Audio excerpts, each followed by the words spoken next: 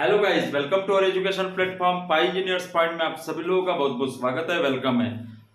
Last lecture में आप लोगों ने देखा था कि आपका ओपन चैनल फ्लो क्या होता है। वेरियस टाइप्स के आप लोगों ने सेक्शंस देख लिए थे कि कितने तरह के सेक्शंस बेसिकली हम यूज करते हैं for open channel flow, right.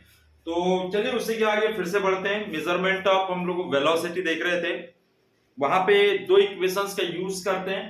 First is your meaning equation and second is your chassis equation, है ना। ये दो इक्वेशन बेसिक इक्वेशंस है जो हम वेलोसिटी मेजरमेंट या और डिस्चार्ज मेजरमेंट के लिए यूज करते हैं इन case of open channel flow. ठीक है, चलिए उसी के आगे बात करते हैं। मेजरमेंट में थोड़ा क्रॉस सेक्शन का मैं एक बार फिर से डिटेल में आप लोगों को जानकारी दे देता हूं। तीन तरह के क्रॉस सेक्शन है आपके पास। एक क्या है बेटा, ओपन चैनल फ्लो हम स्टडी कर रहे हैं। क्या? ओपन चैनल फ्लो, नोट कर लें, open channel flow. Previous lecture आप देख लेना ओपन चैनल फ्लो। तो ये आपका रेक्टेंगुलर क्रॉस सेक्शन है ना। ये क्या है बेटा, आपका रेक्टेंगुलर क्रॉस सेक्शन। इस रेक्टेंगुलर क्रॉस सेक्शन से आपका वाटर क्या हो रहा है, फ्लो हो रहा है ना। इसकी डेप्थ कितनी है आपकी y और विड्थ क्या है आपकी b, राइट। यही था। तो इसका एरिया क्या हो जाएगा बेटा, area of flow b into Y.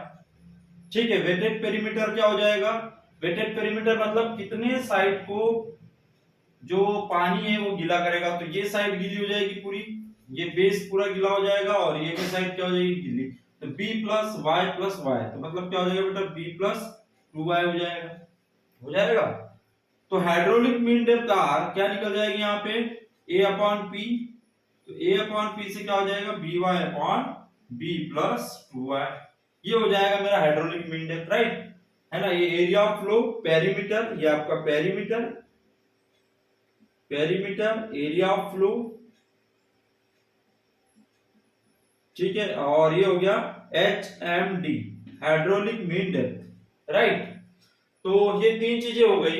इसके बाद में आ जाते हैं हम लोग किस पे बेटा, आपका ट्रेपेजॉइडल सेक्शन है ना। ट्रेपेजॉइडल सेक्शन को देखिएगा थोड़ा सा ध्यान से, है ना, काफी इंपॉर्टेंट है। ये आपका ट्रेपेजॉइडल शेप है। मैंने बहुत सी चीजें आपको इसमें बताई भी थी लास्ट लेक्चर में, बट डोंट वरी, इसमें और भी आगे की चीजें हम कवर करेंगे बेटा। देखो, तो ये आपका ट्रेपेजॉइडल सेक्शन है, सिंपल सा। ये आपका बेस है ना, ये आपका क्या हो गया बेटा, बेस।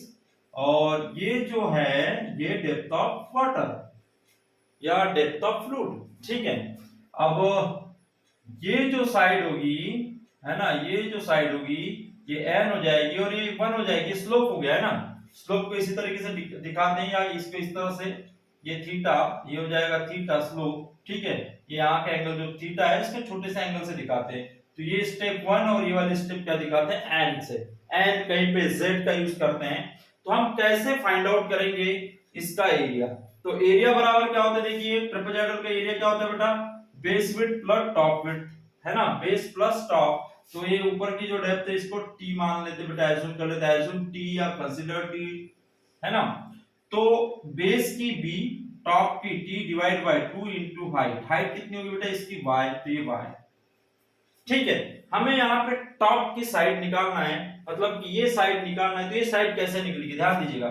यहां से मैं यदि इसको इस तरह से ज्वाइन कर दूं, यहां से मैं इस तरह से इसको ज्वाइन कर दूं, ठीक है, तो क्या ये इतना मेरा जो एरिया है वो रेक्टेंगल बन गया, बिल्कुल बन जाएगा ना। तो ये भी है तो ये भी हो जाएगा। तो ये वाला जो पोर्शन है, ये वाला जो पोर्शन है वो पोर्शन कितना होगा। तो डिपेंड करता है कि ये जो पोर्शन है, इस पोर्शन का एरिया मुझे निकालना पड़ेगा। और ये दोनों कैसे होंगे, इसके इक्वल ही होगा, ठीक है। तो मुझे ये साइड चाहिए, ये कितनी होगी, बात समझ में आ रही है। तो देखिए ये n है, ये 1 है, तो ये वाली साइड क्या हो जाएगी बेटा, root n square plus 1 Pythagoras rule से हो जाएगी। देखिए फिर से देखिएगा इसको, मैं अच्छे से थोड़ा सा बड़ा डायग्राम ले रहा हूं। ये देखिए ये हो जाएगा क्या, n है, ये 1 है, तो ये साइड क्या हो जाएगी बेटा, पाइथागोरस रूल से n स्क्वायर प्लस 1, राइट, हो जाएगी। तो यदि मैं इसमें y का मल्टीप्लाई कर दूं, इसमें मैं y का मल्टीप्लाई कर दूं, तो ये साइड आ जाएगी। इसमें यदि मैं y का मल्टीप्लाई कर दूं तो ये साइड आ जाएगी। तो ये क्या हो जाएगा बेटा, ny, ये जो डिस्टेंस है ये क्या हो जाएगी, ny, ठीक है। बात समझ में आ रही है, बहुत इंपॉर्टेंट है। यदि ये वाली साइड चाहिए मुझे, इस साइड को मुझे मेजरमेंट करना है, तो इसमें क्या किसका मल्टीप्लाई कर दूंगा, इस वैल्यू में डेप्थ का मल्टीप्लाई कर दूंगा। ये क्या है, ये y डेप्थ है ना। तो इस y डेप्थ में n का मल्टीप्लाई कर दूंगा तो मुझे ये मिल जाएगी।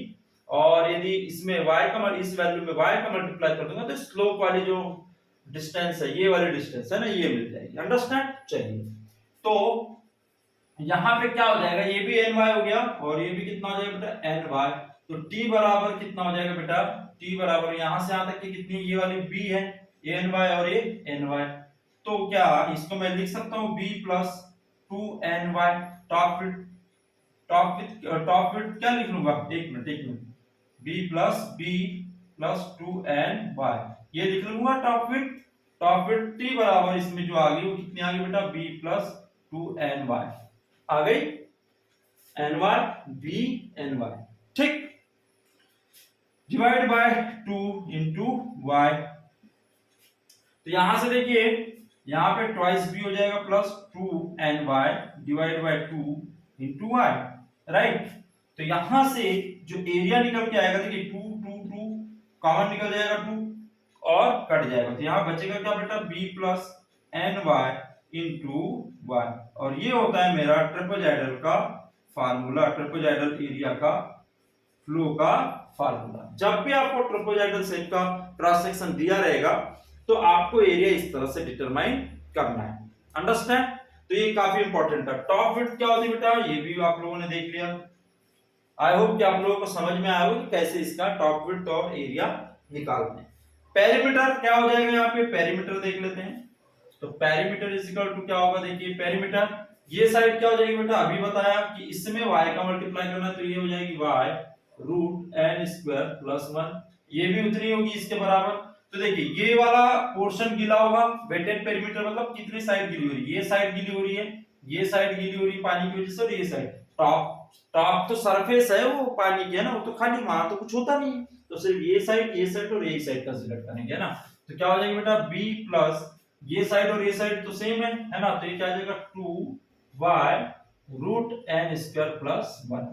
अंडरस्टैंड। तो ये हो गया मेरा weighted perimeter in case of trapezoidal section. Understand.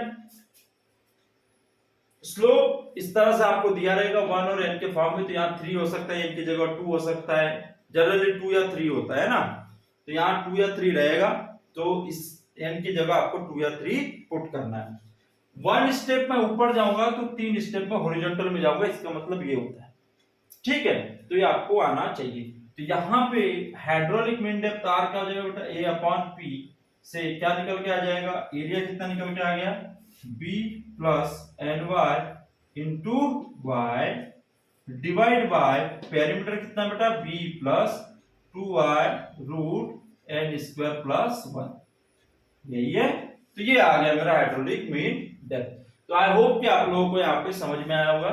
ये आपका ट्रेपेजॉइडल सेक्शन, ये आपका रेक्टेंगुलर सेक्शन। ठीक है, ये वन सेक्शन हो गया, ये दूसरा सेक्शन हो गया। लिख लेना रेक्टेंगुलर सेक्शन, राइट। और यहां लिख लेना ट्रेपेजॉइडल सेक्शन। तो ये दोनों ही सेक्शन बहुत इंपॉर्टेंट है, इसलिए मैंने बताया बेटा, है ना। चलिए हम आगे बढ़ते हैं इसके। मैं इसको रफ कर रहा हूं, आप लोग इसे ध्यान से लिख लेना, वीडियो को पॉज करके आप लोग आराम से लिख सकते हैं, तो कोई दिक्कत वाली बात ही नहीं। अब थर्ड सेक्शन देख लेते हैं फिर से। थर्ड सेक्शन जो है वो सर्कुलर सेक्शन, जो सबसे इंपॉर्टेंट है। ठीक है, ये भी इंपॉर्टेंट है, थर्ड वाला भी सर्कुलर। तो दो केस होते हैं, एक ही केस होता है हाफ फ्लो का, बेसिकली हम हाफ फ्लो के लिए यूज करते हैं। पार्शियली फ्लो में जब न्यूमेरिकल सॉल्व करेंगे तो तब मैं पार्शियली फ्लो के लिए भी कराऊंगा। तो देखिए हाफ फ्लो और फुल फ्लो है ना, लेकिन यहाँ हाफ फ्लो यूज करेंगे जनरली, क्योंकि फुल फ्लो तो हम कराते ही नहीं। फुल फ्लो होगा तो क्या होगा, वो प्रेशर पाइप हो जाएगा, ठीक है, चैनल नहीं रह जाएगा। क्यों, इसका कारण लास्ट लेक्चर में देख लेना। तो देखिएगा यहाँ पे इसका एरिया कितना होगा बेटा, area pi by 8d square हो जाएगा।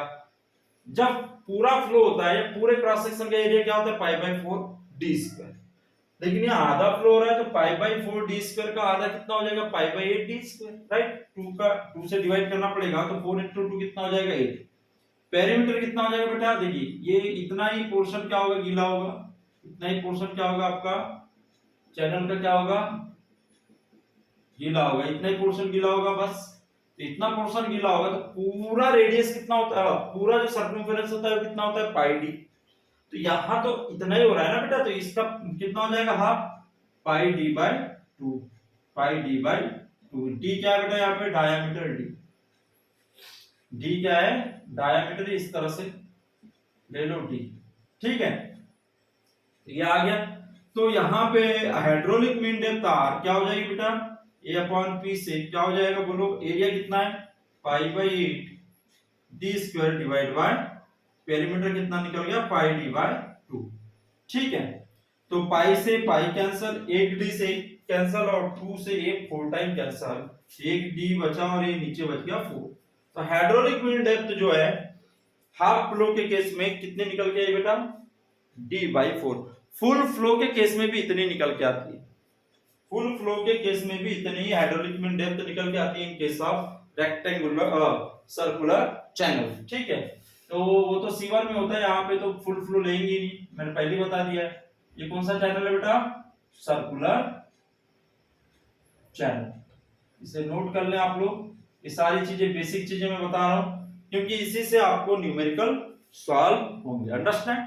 चलिए मैं इसे रफ कर रहा हूं, ठीक है, क्योंकि हम टाइप ऑफ फ्लो देख लेते हैं। टाइप ऑफ फ्लो का देखना बहुत जरूरी है कि कितने तरीके के फ्लो होते हैं, हमने लास्ट लेक्चर में देखा नहीं था। इसके बाद हम लोग एक टाइप ऑफ फ्लो देख लेते हैं, how many type of flows available, ठीक है, कितने तरह के फ्लोज आपके पास हैं। तो आप लोगों ने पढ़ा होगा कि स्टेडी और अनस्टेडी फ्लो क्या होता है। तो फर्स्ट फ्लो देखते हैं स्टेडी एंड अनस्टेडी फ्लो। ये आप लोगों ने जरूर पढ़ा होगा फ्लूइड मैकेनिक्स में कि स्टेडी और अनस्टेडी फ्लो क्या होता है, राइट। तो स्टेडी फ्लो क्या होता है बेटा कि आपका टाइम के साथ में डिस्चार्ज वेलोसिटी और डेप्थ जो होती है वाटर की वो चेंज ना हो, डेप्थ वेलोसिटी और आपका डिस्चार्ज टाइम के साथ में चेंज ना हो, ठीक है। तो उसे आप क्या कहते हैं स्टेडी फ्लो। तो वही यहां पे लिखना है कि when depth of flow velocity discharge do not change with respect to time के साथ में चीजें चेंज नहीं होती है, तो उसे हम क्या कहेंगे it is called steady flow, है ना। दोस्त flow is called steady flow, understand। उसी को आप स्टेडी फ्लो कहेंगे।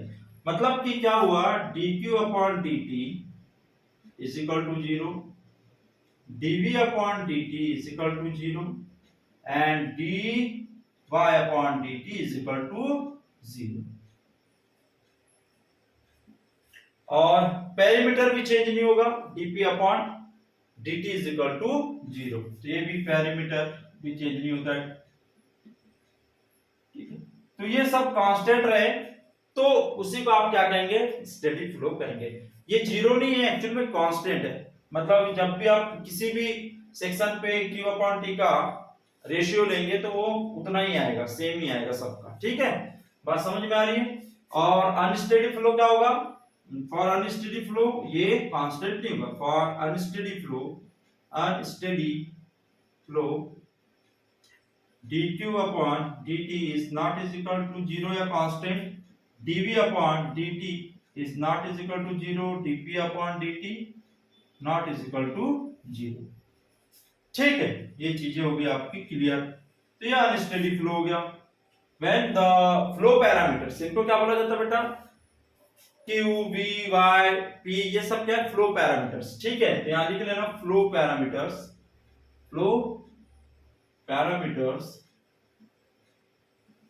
does not constant in unsteady flow and constant in steady flow। I hope कि आप लोगों को समझ में आएगा। क्लीन करूं इसे बेटा, आप लोग लिख ले, है ना। मैं इसे रफ कर रहा हूं, मैं दूसरा देखते हैं, दूसरा टाइप का फ्लो। एक होता है आपका यूनिफॉर्म और नॉन यूनिफॉर्म। सब देख मैं आप लोगों को बता दे रहा हूं, है ना। सेकंड क्या है बेटा, यूनिफॉर्म एंड नॉन यूनिफॉर्म। तो यूनिफॉर्म और नॉन यूनिफॉर्म फ्लो क्या होता है। यूनिफॉर्म का मतलब होता है कि एक जैसा, एकदम शांत तरीके से पानी एक जैसा फ्लो। समझ में आ रही बात, मतलब कि समय के साथ लेंथ के साथ, सॉरी लेंथ के साथ क्रॉस सेक्शन चेंज ना हो। कुल मिला के ये बात है, समझ में आ रही बात। मतलब कि जैसे जैसे आप लेंथ बढ़ते जाएगी चैनल की, लेकिन क्रॉस सेक्शन चेंज नहीं होना चाहिए, क्रॉस सेक्शन आपका सेम रहेगा। कुल मिला के तभी क्या होगा कि उसके जो पैरामीटर्स होते हैं, है ना, वो स्पेस के साथ सेम रहते हैं। कब रहेंगे, जब उसके क्या बोलना चाहिए, क्रॉस सेक्शन चेंज नहीं होगा। यदि क्रॉस सेक्शन चेंज होगा तो पैरामीटर डेफिनेटली चेंज हो जाएंगे, वेलोसिटी चेंज हो जाएगी, है ना, आपकी डेप्थ चेंज हो जाएगी। तो आपका क्रॉस सेक्शन यदि चेंज नहीं होता है विद रिस्पेक्ट टू लेंथ, है ना, जैसे जैसे चैनल आगे बढ़ रहा है और क्रॉस सेक्शन एक जैसा है, तो डेफिनेटली कि उसके बाकी के पैरामीटर स्पेस के रिस्पेक्ट में कैसे हो जाएंगे, मतलब लेंथ के रिस्पेक्ट में क्या हो जाएंगे, सेम हो जाएंगे, है ना। तो यहां पे क्या लिखेंगे, व्हेन फ्लो पैरामीटर्स क्या क्या होते हैं बेटा, flow parameters, discharge, velocity, perimeter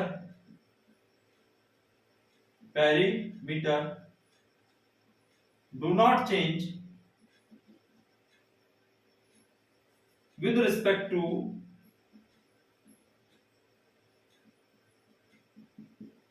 space or length of channel। Length of channel है, स्पेस के रिस्पेक्ट में फ्लो पैरामीटर्स यदि चेंज नहीं होते हैं तो वही आपका क्या होगा, यूनिफॉर्म फ्लो होगा। मतलब कि dq अपॉन ds या l, लेंथ l, है ना, dv upon ds and dp upon ds, ये सब कैसे होंगे बेटा, इज इक्वल टू 0, मतलब कांस्टेंट होंगे। ठीक है, तो इस तरह का जो फ्लो होगा वो यूनिफॉर्म फ्लो होगा। अदरवाइज क्या होगा बेटा, आपका नॉन यूनिफॉर्म फ्लो हो जाएगा, है ना। If dq upon ds is not is equal to 0, dv upon ds is not is equal to 0, dp upon ds is not is equal to 0, तो ये क्या हो जाएगा, नॉन यूनिफॉर्म फ्लो हो जाएगा। समझ गए, बड़े आराम से कूल माइंड से मैं आप लोगों को बता रहा हूं, तो आप लोग ध्यान से देखें, ध्यान से सुनेंगे, ठीक है। अब थर्ड देख लेते हैं, next is third, laminar and turbulent. जो आप लोगों को सबको पता होगा, लेमिनार एंड टर्बुलेंट, है ना, ये दोनों वर्ड आपकी जुबान पे होने चाहिए कि what is laminar flow and turbulent flow. तो यहां पे क्या होता है बेटा, कि जब स्ट्रीम लाइंस क्या हो, पैरेलल हो, है ना, when stream lines are parallel and Reynold number is less than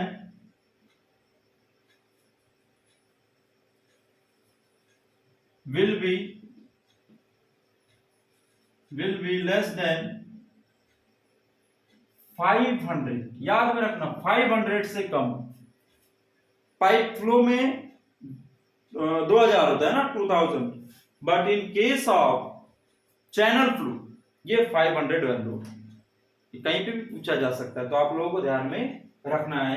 तो when stream lines are parallel, आपकी स्ट्रीम लाइंस क्या होनी चाहिए, देखिए फ्लूइड जब भी फ्लो होता है तो उसके जो लाइंस होती है, वो फ्लूइड पार्टिकल्स होते हैं, वो पैरेलली फ्लो करें, है ना, हॉरिजॉन्टल में या किसी भी डायरेक्शन में, लेकिन वो क्या होना चाहिए, सभी पैरेलल होना चाहिए एक दूसरे से, फ्लूइड पार्टिकल्स। तो उस टाइम पे जो फ्लो होता है वो आपका लिमिनर फ्लो होता है ना। लेकिन दूसरी कंडीशन क्या है, यहाँ पे रेनॉल्ड नंबर भी क्या होना चाहिए, 500 से कम होना चाहिए, है ना। तो Re की वैल्यू जो हो लेस देन क्या हो, 500 हो, तो क्या होगा बेटा, लेमिनार फ्लो होगा। ठीक है, if value of RE greater than 2000, यदि रेनॉल्ड नंबर की वैल्यू 2000 से ज्यादा हो जाएगा तो वो टर्बुलेंट फ्लो हो जाएगा। क्या हो जाएगा बेटा? Turbulent flow. If the value of Reynold number exceed 2000, when the Reynolds number value of Reynolds number exceed to 2000 value, then it's term as turbulent flow। Understand? उसको हम क्या कहेंगे? टर्बुलेंट फ्लो कहेंगे। तो ये हो गया मेरा थर्ड टाइप का क्लासिफिकेशन। अब इसके और आगे देखते हैं चौथा और एक क्लासिफिकेशन है, इसको मैं रफ कर रहा हूं, आप लोग वीडियो को पॉज करके आराम से लिख सकते हैं, ठीक है? Don't mind. तो ये क्या हो जाएगा बेटा? यहाँ पे क्या लिखूं मैं?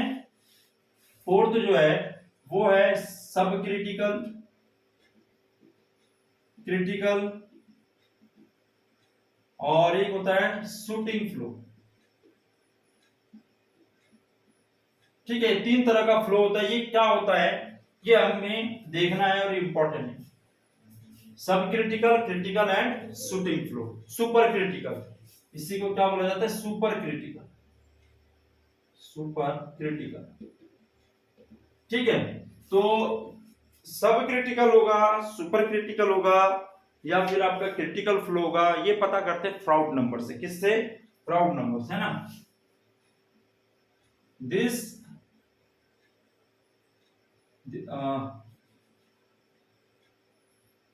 those are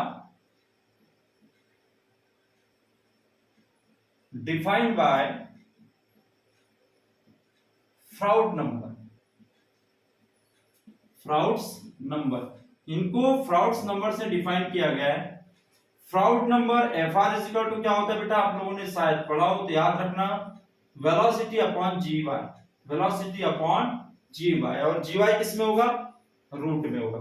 इसका जो रेशियो है वही क्या होता है बेटा? आपका फ्राउड नंबर।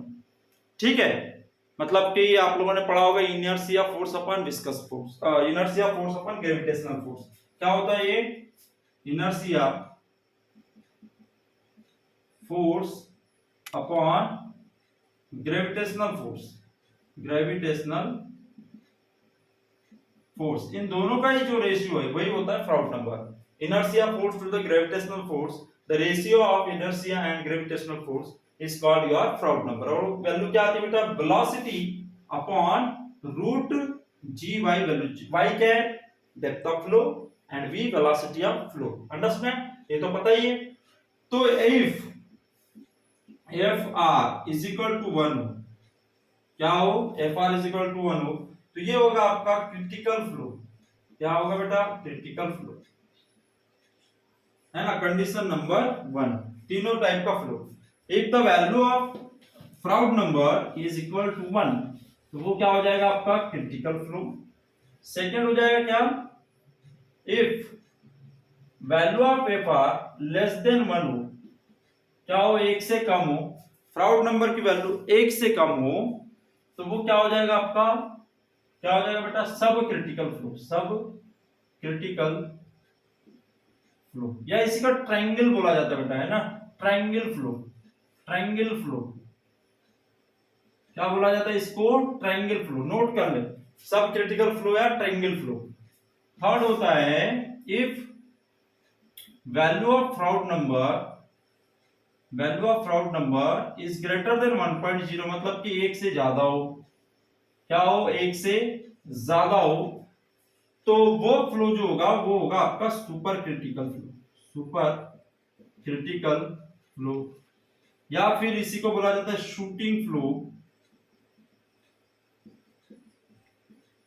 ठीक है, शूटिंग सुपर क्रिटिकल फ्लो बोला जाता है। और कोई नाम है, याद आएगा तो मैं बाद में बता दूंगा, और एक नाम है इसका।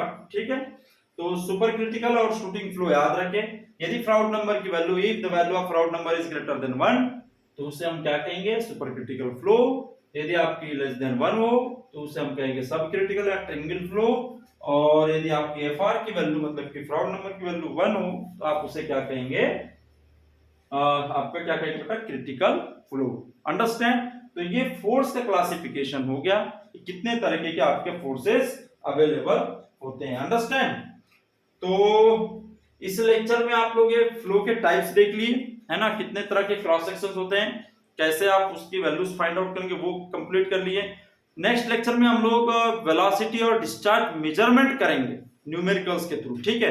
तो मिलते हैं नेक्स्ट लेक्चर में। Thank you so much.